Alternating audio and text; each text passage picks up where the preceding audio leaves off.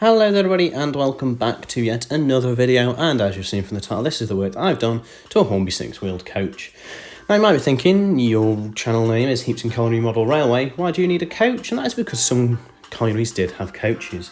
The thing that really inspired this was A, the fact that a Hornby coach was on sale, and B, the fact that I'd read a book on the South Shields, Marston and Whitburn Colliery Railway, which had two things I find fascinating: tender locomotives on a colliery, and a passenger service. So using that inspiration, I decided I'd use a Hornby model and create my own, with a little bit of change, obviously, to suit my own needs at the Heapton Colliery.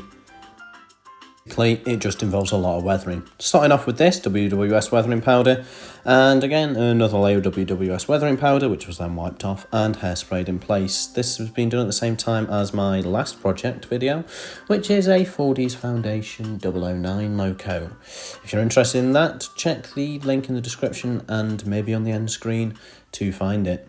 Anyway, here I am putting the running boards back on. I painted them black this time just to suit the little more austere look I'm hoping to give it. And to suit that as well, I've painted the ends black because it looks cool. Here I am removing the North British branding on it, which is the livery of this initial model, as well as applying my own. So I will be applying my own decals, which is Heapton Colliery Light Railway, so HLCR, using Railtech transfers. I also added passengers at this time, just cheap ones from China, painted up a little bit. I think they look alright. Here I am removing the buffer shanks because for some reason Hornby fitted concave buffers to these, and if I'm honest I don't know why, because I can't think of a prototype that has them that lasted very long.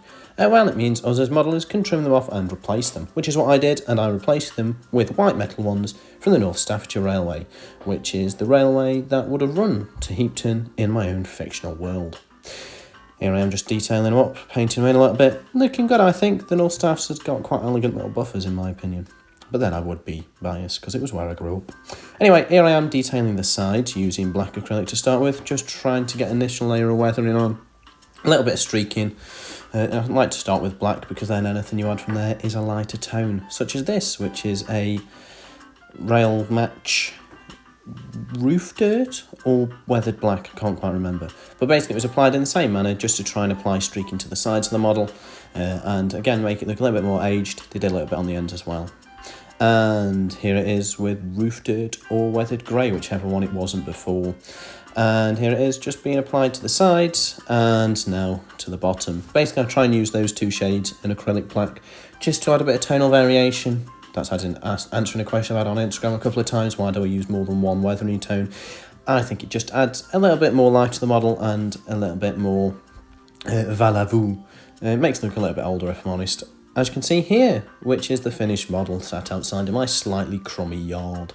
You can see the Heapton Colliery Light Railway on the side, looks quite austere. I like that look. At the end of the day, the colliery operated these passenger services not to earn money, as it was barely profitable, but in order to gain the running rights and the government act to allow it to happen, as in the railway. So, this is the end of the project, and this is the end of the video, leaving me with this model here. A couple of different tones done on the roof, a couple of different tones done on the side, a couple of different tones done on the frame, all round quite a grotty little coach.